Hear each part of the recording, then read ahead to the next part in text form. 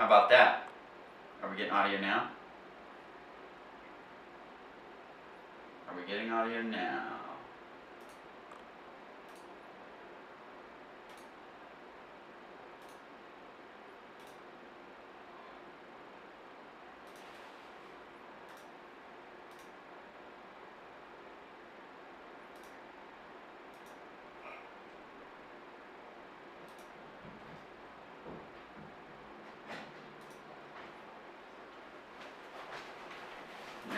audio. Okay, we got it. It has come through? It's on. Okay, great. Cool. Weird, but welcome everyone. I'm glad you can hear me. I'm so excited to see y'all here. Thank you for coming to the live online premiere. I am Daniel Hamby. I'm a writer-director based in Charlotte. And I'm just excited to finally get this film out. In the Dead of Light has been an amazing project, one with a lot of surprises. I mean, not only in the film, but just within the journey that it kind of went on. Just kind of giving you guys just a second to catch up and sign on real quick. It's cool to see everyone here and everything. I really appreciate y'all being here. A little bit of background on this film if you don't know what you're about to experience with the film in tonight. Basically, I'm kind of approaching this pretty casual. I figured it's a very short film. It's only 5 minutes long, and I thought maybe we'd screen it, you know, 1 or 2 times or so, or however many times you guys want to check it out. But honestly, I kind of want to leave the floor open to you guys, where we can just like chat, hang out, talk about the film. I've also got other films of mine kind of queued up, ready to go. If you know, we want to revisit some of those, I think that could be kind of fun. But yeah, I just wanted really a chance to hang out with you guys, to celebrate with you all, and to celebrate the film coming together as well. A little basic background: this film was made back in 2022, actually, for the Made in Carolinas Film Festival, which is here in Charlotte.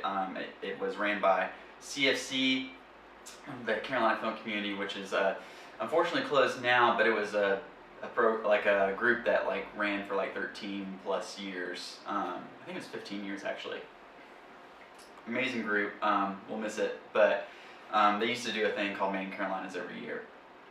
And you know, I had just made a long short film at the time called Writer's Block, which is I love that film.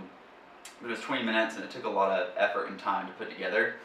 And I really wanted to do a smaller project, like a 5-minute or less film. And I really wanted something I could shoot in a day. And the Made in Carolinas project came up, and it was like perfect. The whole competition is like making a film that's under 5 minutes. And it's usually set around some kind of theme. And so that was announced like in February. And I wrote it, I mean, I think insanely fast. I think probably wrote it in a day, and usually I go through a lot of drafts and stuff when I'm writing on these kind of things. And I mean, and it definitely went through some changes, but the bones of it always kind of stayed the same. The way the film plays out from beginning to end is pretty much how I wrote it in that first draft, which is kind of crazy. That really never happens. This is a thriller. It has a lot of VFX work in it and everything, and a lot of really talented people worked on this, and I'm very proud of the film itself. But yeah, we'll go ahead and screen it again. Hey Graham, it's good to see you, buddy. That's awesome. But yeah, we'll go ahead and screen it. I'd love to hear your reaction and questions and all that kind of afterwards, and we can just kind of see where this goes. So, all right, well, without further ado, this is In the Dead of Light. I hope you guys enjoy it.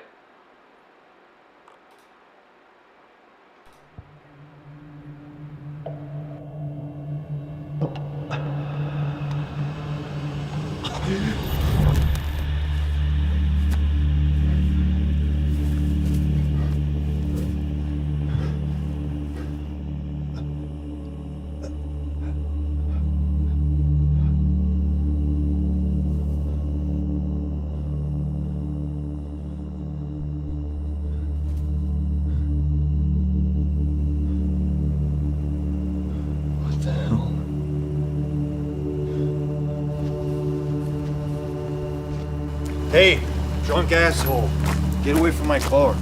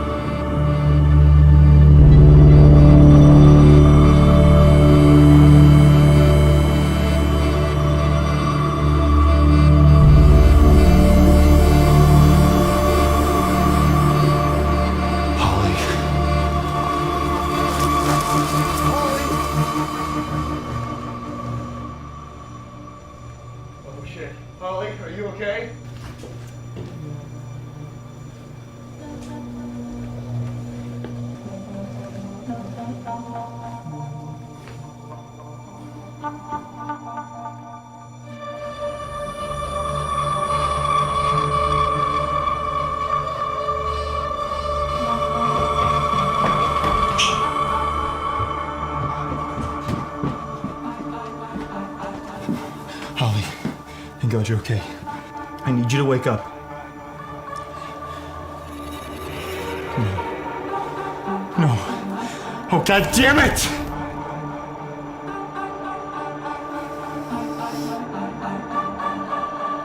Wake up!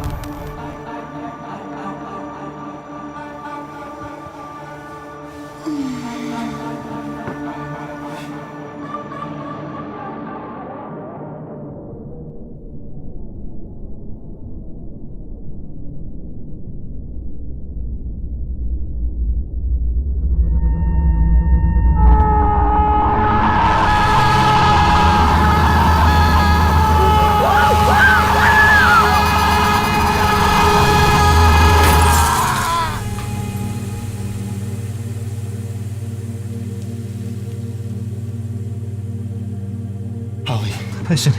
My body is outside, and I need you. Hey, look at me. Look at me. Look at me. You.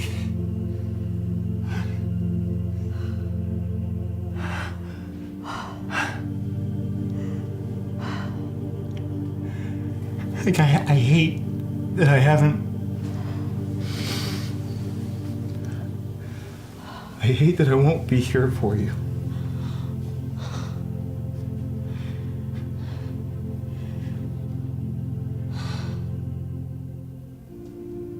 I'm sorry.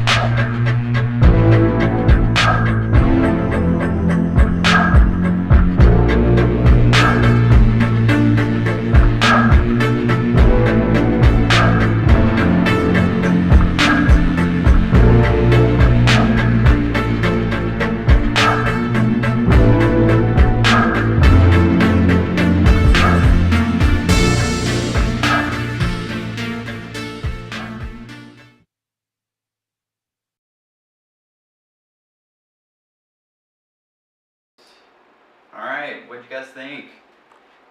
Pretty cool, huh? Thank you. Oh, thanks, Craig. Man, it's good to see you here. I'm so glad you're here, dude. Oh, thank you, Karen. I appreciate it. Thank you guys. Wow, I appreciate it. Yeah, I'm very proud of the film, considering that we shot it in a day. You know, we pretty much shot it for nothing, honestly. But we had a really talented crew. We had a really talented cast, and it was definitely a lot of work to make. But yeah, I'm really proud of it and the end result and everything like that. So. So yeah, what's kind of crazy about that film is, honestly, I was kind of planning originally to release it immediately, basically as soon as that Made in Carolinas competition had dropped. Oh, yeah, it is great music. Yeah, shout out. Oh, thank you, Craig. Yeah, no, I appreciate that. Yeah, it was kind of like Sorry, we're getting all kind of stuff on. Excellent concept from Craig. Thank you, Craig. Man, yeah, no, I think the concept's pretty cool. So kind of like the theme of the festival for that year was kind of like a superstition, and I based mine on "Don't go towards the light," which you kind of hear, I guess, like if there's like a light at the end of the tunnel kind of thing.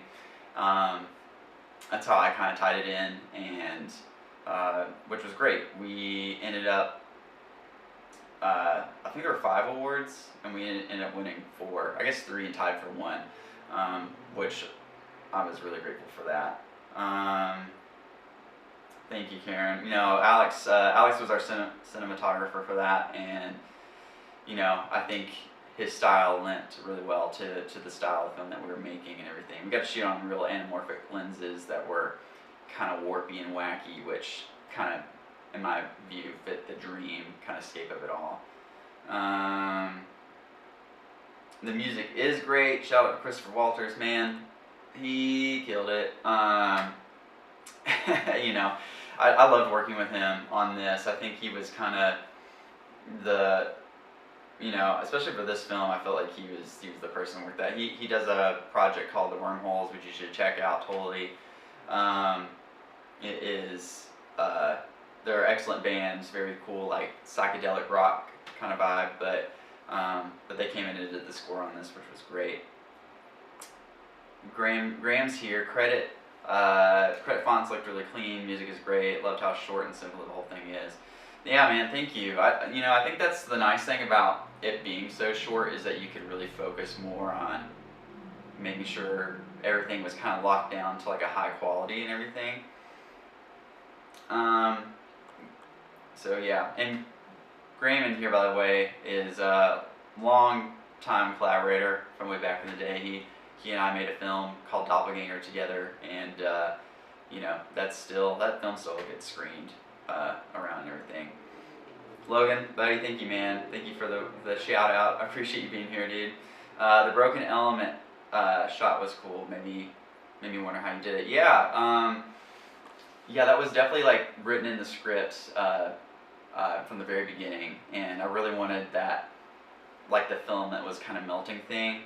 I originally had taken like a slime element, and you know, basically, you know, blew out the highlights on that, and it was shot on a green screen, so I was able to key it out and everything, and then just add a glow effect and then trial and error to kind of just marry it to the scene and everything, and it ended up working out great. I'm really happy with how that came out, and I just love that image too. I don't know why, but that image creeps me out.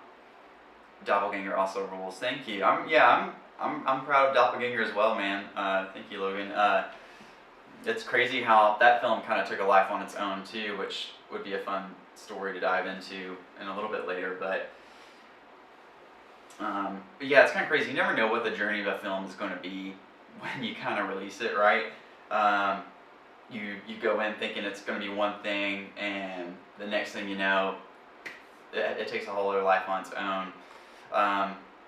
With In the Dead of Light, it was originally going to be just like released in September. We had shot it in July. As soon as that competition was out, we were going to drop it, and then it kind of just got accepted into a string of festivals that I really wasn't expecting. I just had kind of blindly applied to, and then ended up doing this kind of big festival run, which is crazy. And some of them are like festivals like I've never gotten into before. Like River Run is like a really big festival, especially here on the east side for sure of the East Coast, and that one had been on my list forever, and I was so excited to be able to screen there. The Rome International Film Festival in Rome, Georgia was also a big one for me. That one's kind of a sleeper festival, but not really. Like I literally watched movie deals happen that day when I went there to that festival, and we ended up winning an award on that one too. And it's just crazy. You never really know what the journey of this stuff will be, both in release and in making it. And Doppelganger was kind of a similar vein too.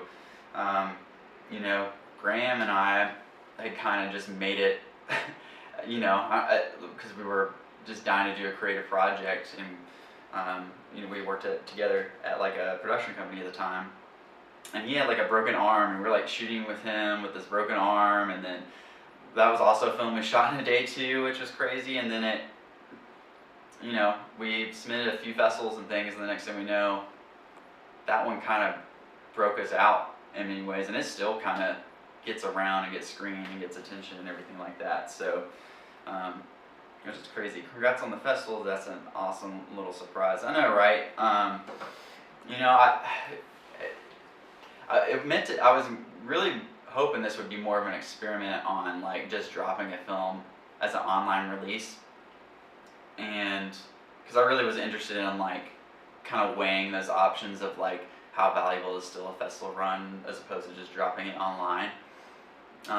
Where I have kind of found the helpfulness in a festival is through meeting contacts, getting in touch with people, getting a little bit of credibility, but I mean, it's maybe a hair overblown than it used to be for that kind of thing. But honestly, the connections are where I think the film festival shine. Like there's people I've met, collaborators, people I know I'm going to work with in the future, who saw my film at a festival who wouldn't have saw it if I had just dropped it online. So I think that's where the value is there. At the same time, it's it's nice to be able to like release a film kind of sooner to when it was released, right? I think you get a lot more attention that way. You get a little more steam, I suppose. But also, I want to know, do the work. Sorry, this is Rachel here. But also, I know you do the work on knowing what festivals make sense to submit. So hats off to you. Yeah, I think that's something I've definitely learned over the years, is being very strategic where you submit films to. I think the big mistake, film festival fees are very expensive, and they've only gotten more expensive as time has gone on, as everything else. So you really kind of have to be selective as far as where you think you have the best chance of getting in. Where will this align best with the programming that they might traditionally run, or if it might connect with them, or if you're local or not, etc. So I do take a lot of thought and time to kind of think about, where is this actually worth submitting to, as opposed to, am I just making a donation, which is fine. Like I think, like there's some donations that are worth it. Like it's worth the Sundance donation, because it's like if off chance that you got in, right? It can make or break a film in a lot of ways, but I love the screening experience. I love it, especially if it's a good one, because I think it's been interesting watching how setting up a film is also very important. My favorite film festival, or at least film screening experience probably ever, is a smaller event called Films on Tap here in Charlotte. It's been running for over 10 years now, but basically they pick 5 short films and pair each one with a beer. And it's great because they set up the vibe well, the audience is like really excited, but also they tend to attract a more general audience in a way. I think some of these film festivals, right, it's all kind of film centric, and everyone that's kind of there is there to kind of promote their own thing, right? But this is a more general audience, and people are just like so enthralled and so excited, and like just like cheering and laughing, and kind of always have done the thing I wanted them to do as they're kind of watching the film.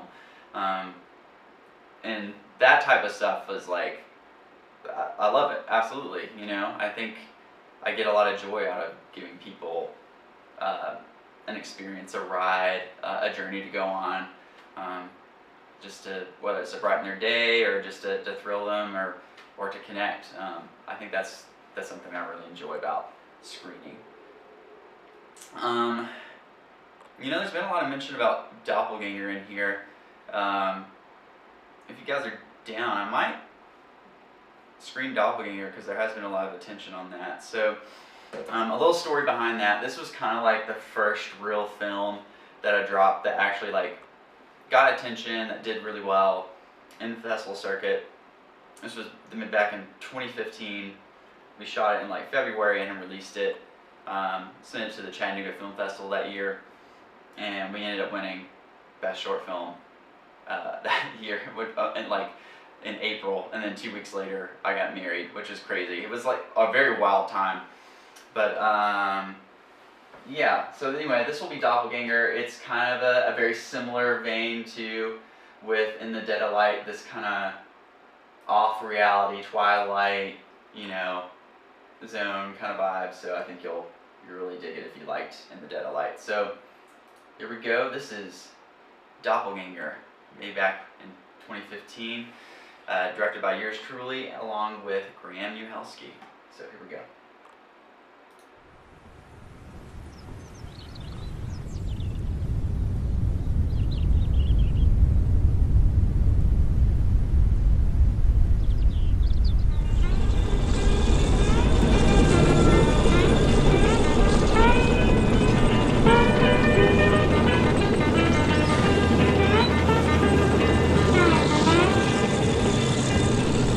The other night when I came in, so drunk I could not see, I got tangled up in the old doormat, fell flat as I could be. I had me a little old bottle of rum and I didn't have it.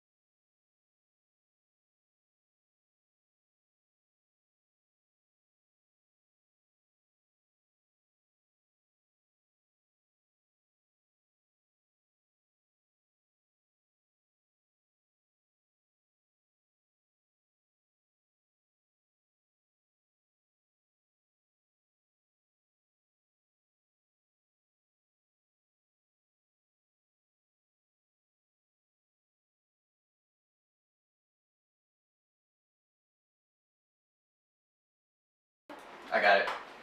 Sorry about that.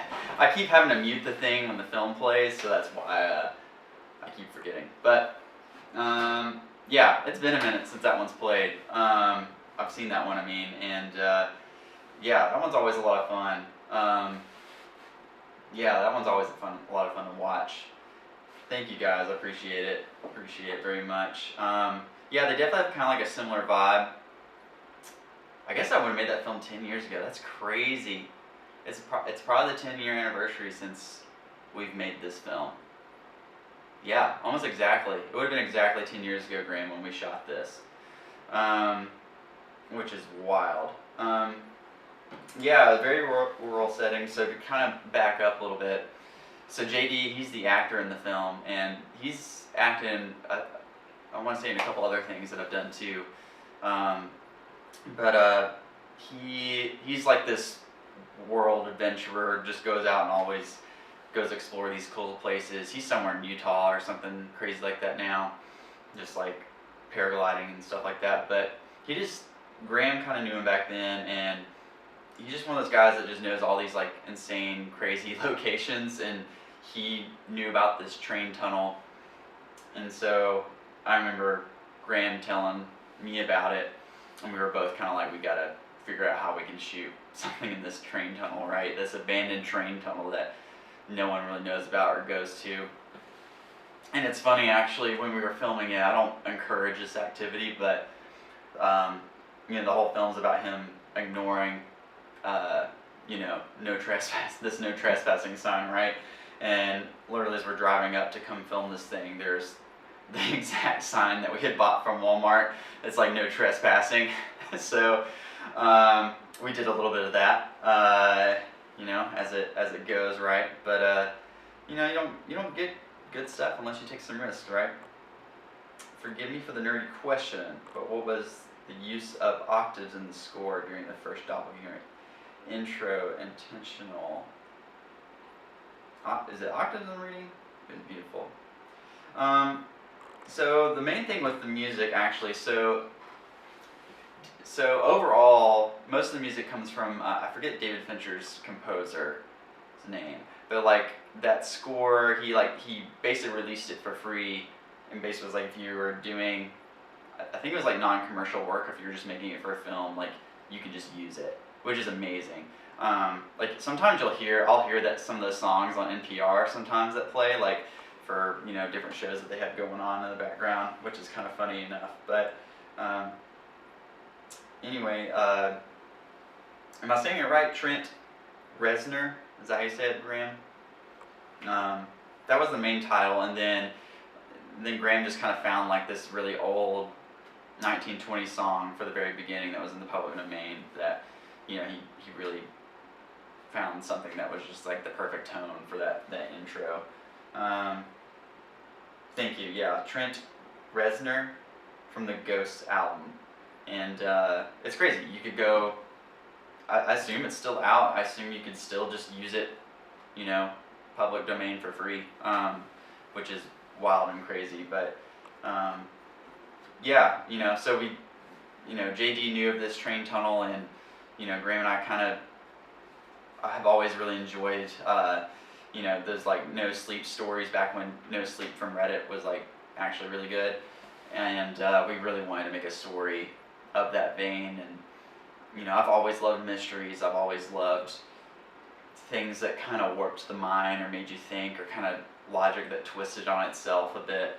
And I love that puzzle, that enigma, that kind of vibe as well, which is, it's kind of stuck around through, I'd say, most of the films that I've made for the most part. But yeah, Graham's amazing, by the way. If you haven't checked his stuff out, he also has a lot of short films that he's done too, but he's now like this amazing independent game designer, has like this huge following. You know, I think, you know, there's people that have played some of his games, and like the videos of those have gotten like millions of hits on YouTube, which is crazy.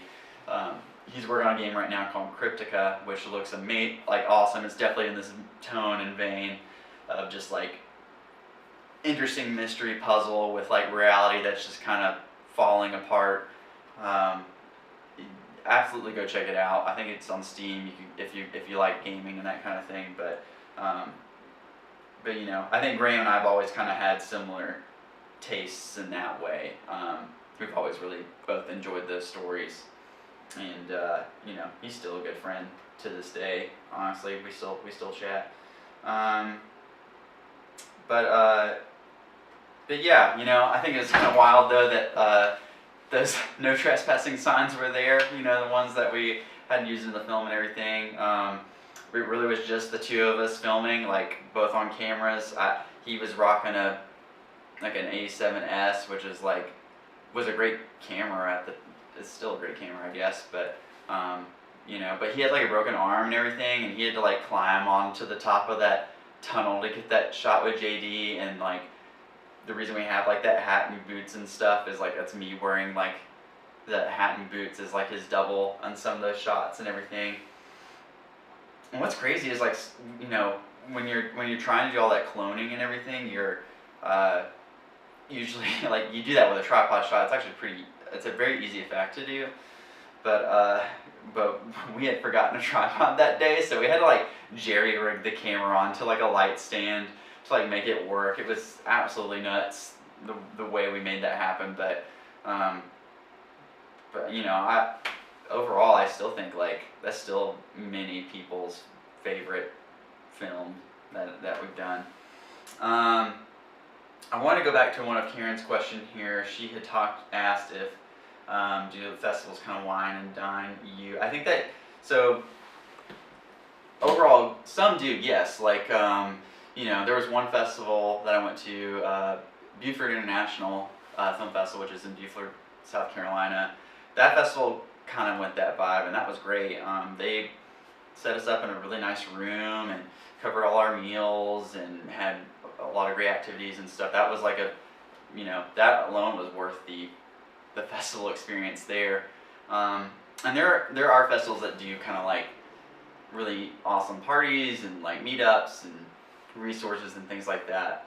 I think overall there's a lot of festivals that have kind of backed away from that, especially when you get, you know, maybe to some of the smaller ones, but a lot of the bigger ones, you know, they'll do some of that stuff, but you know, but they also make a lot of their money from like film sessions and stuff. So it's not like, you know, you're kind of paying for it, I guess, in that way. Yeah, you know, like that's true, Graham. Oh wait, hang on, let me go back. For The Dead of Light, was there anything you tried that was new to you in your filmmaking? How was that process? Yeah, there was a lot of stuff that was new.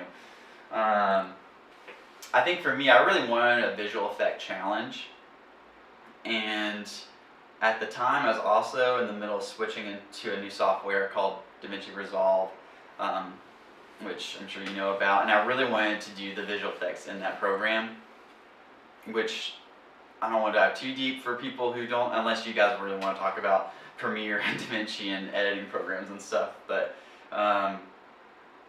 you know, it was like a learning curve, and I really wanted a project just to dive headfirst in, and it was interesting, like the way the VFX stuff was kind of laid out. Like it's totally different from the way like some of the Adobe things work. It's very like flowchart design as opposed to like layers.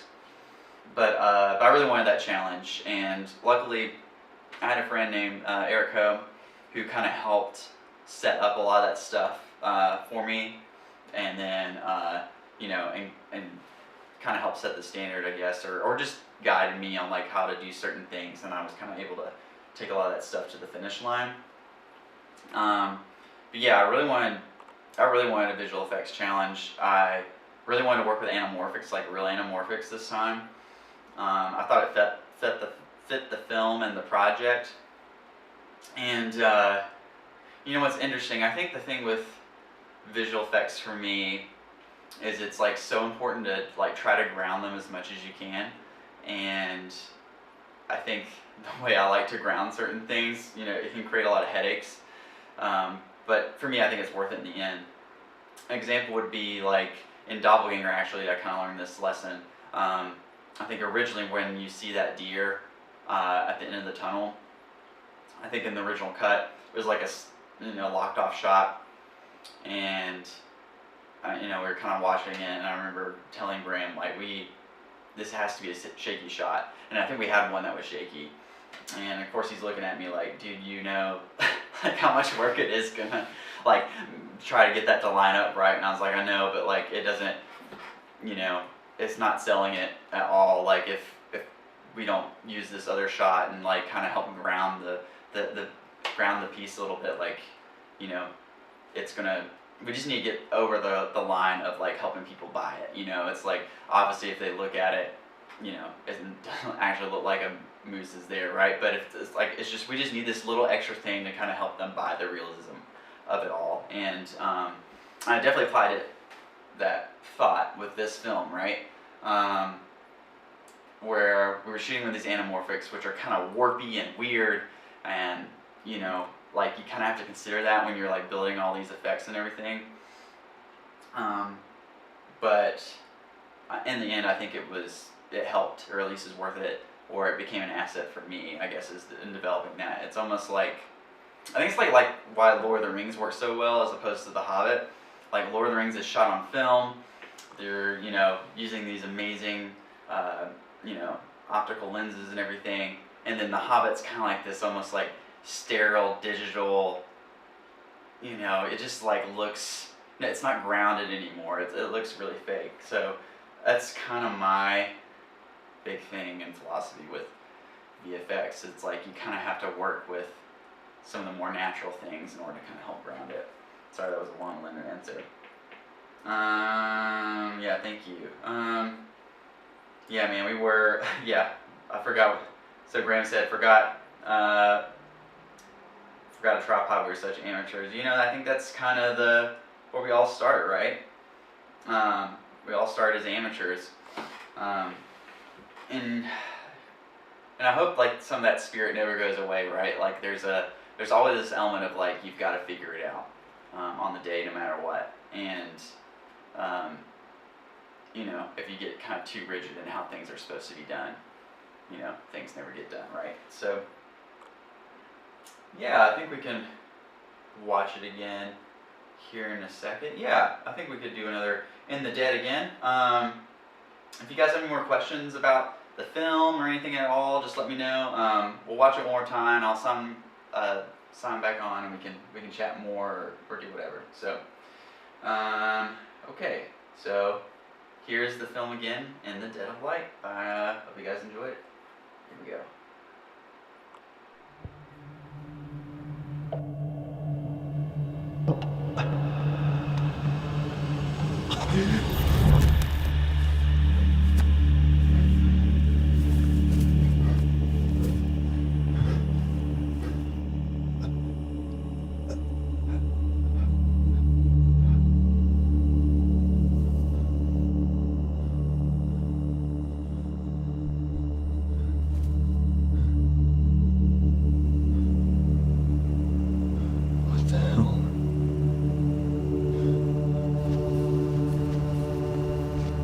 Hey, drunk asshole, get away from my car.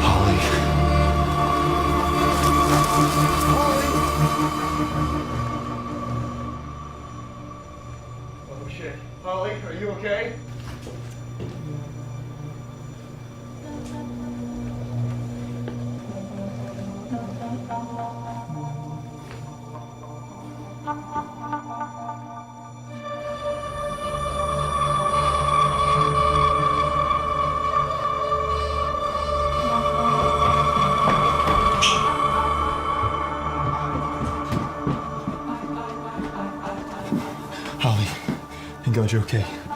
I need you to wake up. No. No. Oh, God damn it!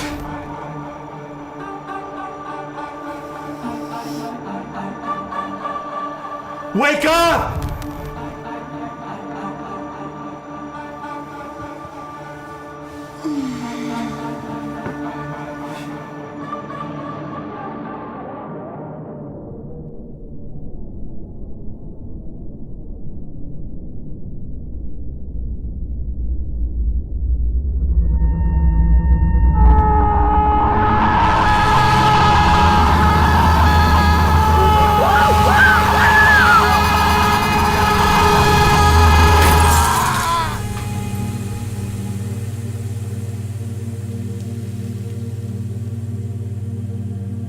Holly, listen. My body is outside, and I need you. Hey, look at me. Look at me. Look at me. You.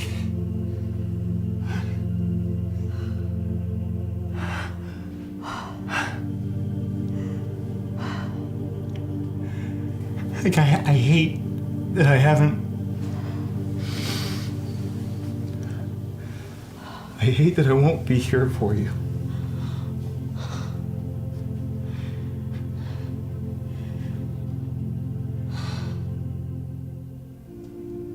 I'm sorry.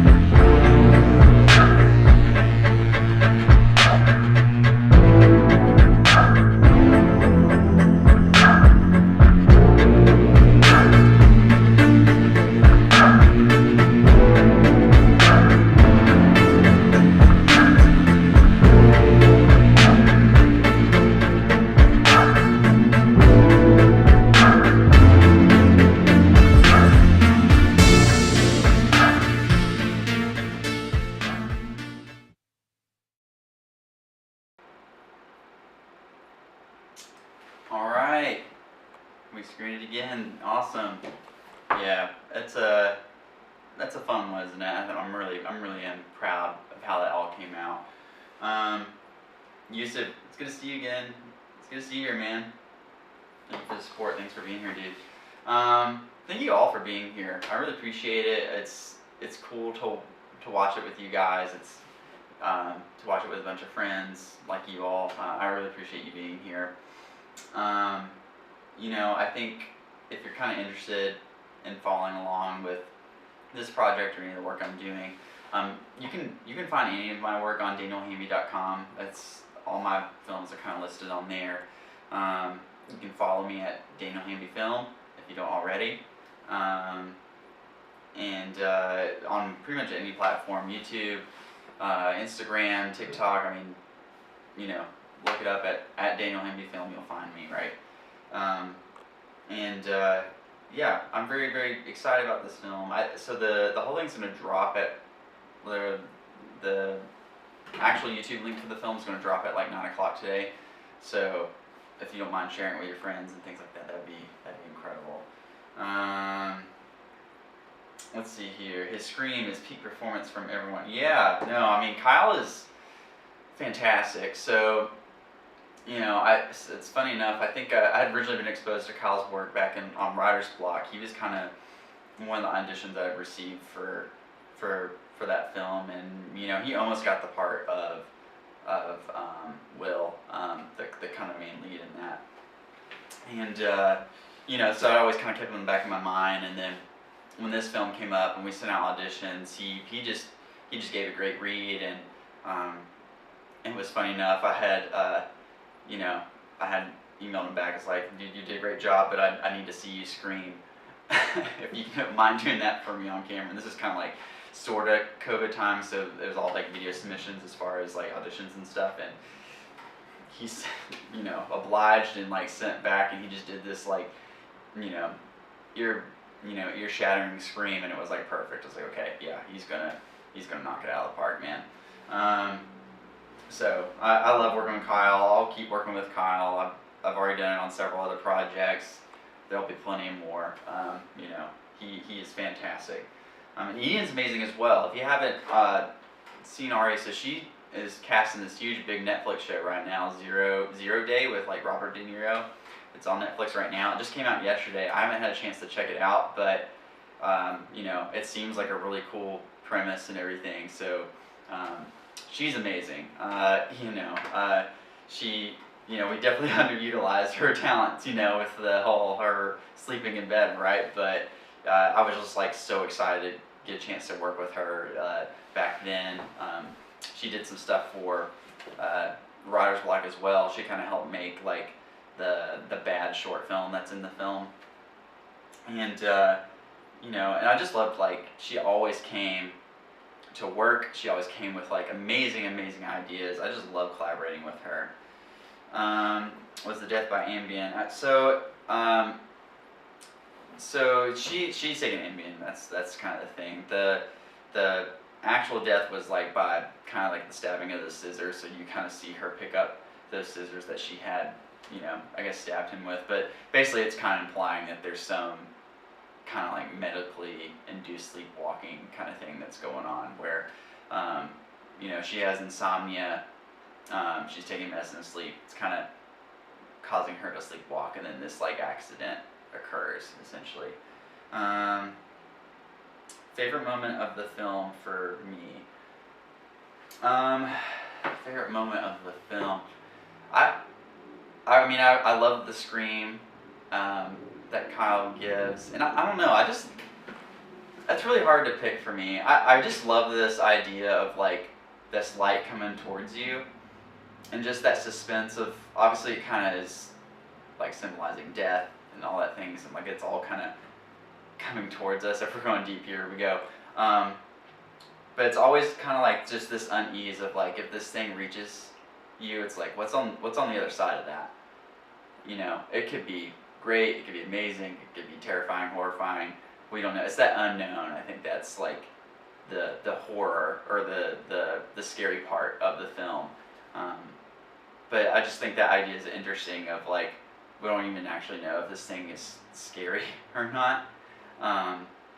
But we have this thing that's coming towards us. So to me, the film's kind of about just like him, settling himself before he passes on. It's like, of course, there's like this element of like, he's trying to get her to like save him.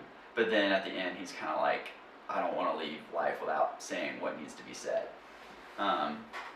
And that's kind of where that little bit of apology kind of comes from. So that's kind of where I nerd out as far as like stuff that's like, I think's my favorite. But I don't know. That's the thing that really was like fun for me to think about, was that concept of the light coming towards them. We'll answer a few more questions. I don't want to take up too much of your time. Ian and Kyle were so great to work with. It always makes the process easier to have someone like that on set as a director. Yeah, I think there's a bit of a cliche saying where 85% of directing is casting. It's all about casting the right person in part. And, I would even expand on that. It's all about finding the right partners to work with, and curating that experience and just setting up an environment for them to succeed, and then they kind of go and do their thing, I don't think it's, you know, they're professional actors. It's their job to kind of help sell it.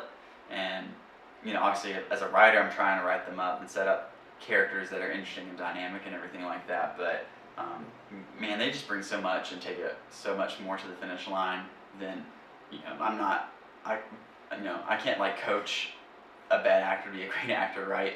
I could just only set up a great actor for even more success. So yeah, that's why I love partners like Kyle and Eden and all these other people who are so talented at, you know, helps make an amazing film.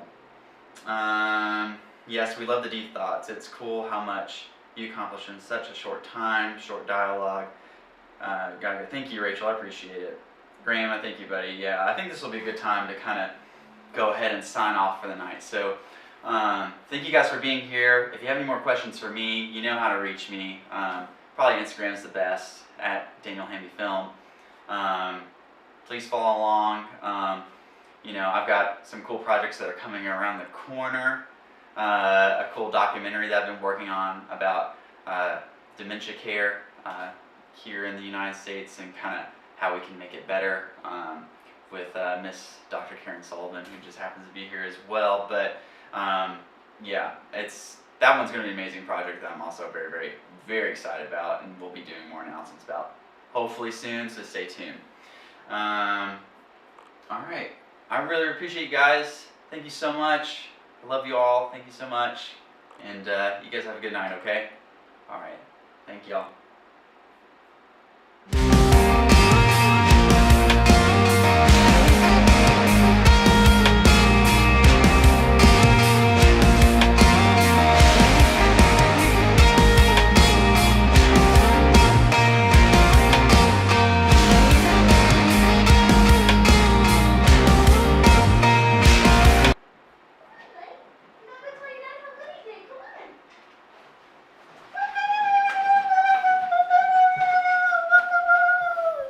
You did so good. Did I do okay? Lenny and I came here to tell you you did a great job. Really? Yeah.